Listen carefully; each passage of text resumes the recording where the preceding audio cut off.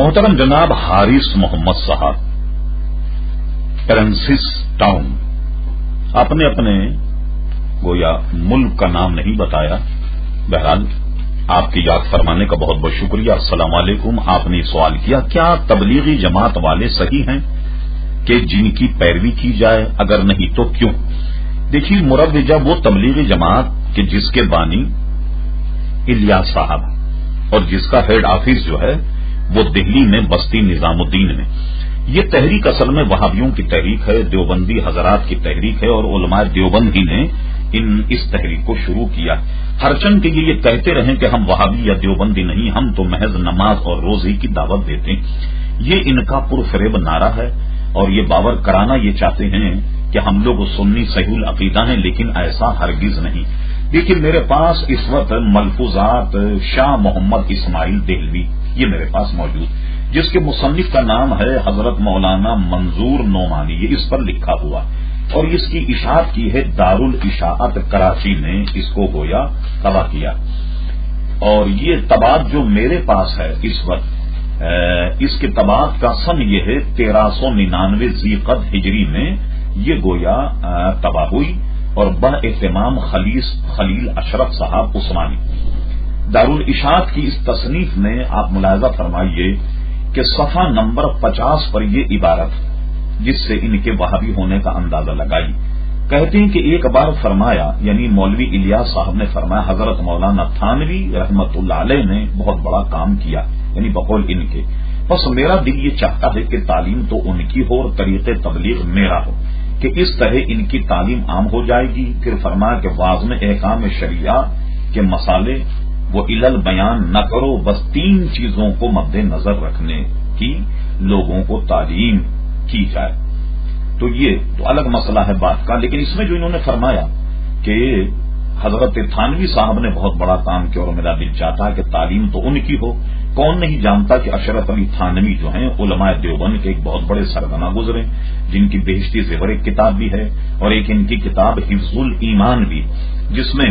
ساری دنیا کے علماء نے حفظ الایمان کی اس عبارت پر کفر کا فتویٰ دیا۔ اس میں وہ لکھتے ہیں پھر یہ کہ حضور کی ذات مقدسہ پر علم غیب کا حکم کیا جانا، بقول زید صحیح ہو تو دریافت تب امر یہ، اس غیب سے مراد کل علم غیب ہے یا بعض، اور بعض علوم غیبیہ اگر مراد ہیں، یعنی وہ علوم جو حضور علیہ السلام کو عطا کیے گئے، اگر ان سے بعض علوم غیبیہ مراد ہیں تو اس میں حضور کی کیا تخصیص ہے؟ ایسا علم غیب تو ہر جانور، ہر پاگل، بلکہ جملہ بھائیں کو بھی حاصل چاہیے کہ سب کو عالم الغیب کہا جائے۔ اکابر علماء نے اس عبارت پر گرفت کی اور یہ کہا کہ مولوی اشرف علی تھانوی صاحب نے نبی کریم علیہ الصلوۃ والسلام کے علم مقدس کو جانوروں پاگلوں کے علم سے گویا تشبیہ دی، اور اس میں توہین رسالت کا ارتکاب۔ اسی پر حسام الحرمین عرب کے علماء نے بھی فتویٰ دیا، اور اس میں ایک کتاب الصوارم الہندیہ بھی ہے، جس میں سینکڑوں علماء کے دستخط ہیں، اور اس میں تھانوی صاحب پر یہ بات چسپا کی گئی کہ وہ توہین رسالت کے مرتکب ہوئے۔ اب تبلیغ جماعت یہ کہے کہ ان کی تعلیم ہو تو ہم کیسے مان لیں کہ یہ جماعت سنی صحیح العقیدہ۔ پھر اس کے بعد میں آپ کے سامنے ایک دوسری عبارت بھی پیش کرتا ہوں، اس کو ملاحظہ فرما لی۔ اسی کتاب کے صفحہ نمبر 44 پر مولوی الیاس دہلوی صاحب کا ارشاد یوں نقل، یعنی یہ ملفوظ نمبر 50،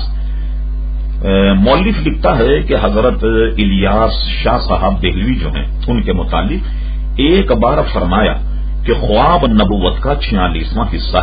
بعض لوگوں کو خواب میں ایسی ترقی ہوتی ہے کہ ریاضت و مجاہدے سے نہیں ہوتی، کیونکہ ان کو خواب میں علوم صحیحہ القاء ہوتے جو نبوت کا حصہ، پھر ترقی کیوں نہ ہوگی؟ علم سے معرفت بڑھتی اور معرفت سے قرب بڑھتا ہے، اسی لیے ارشاد فرما قل رب زدنی علما۔ پھر فرمایا کہ آج کل خواب میں مجھ پر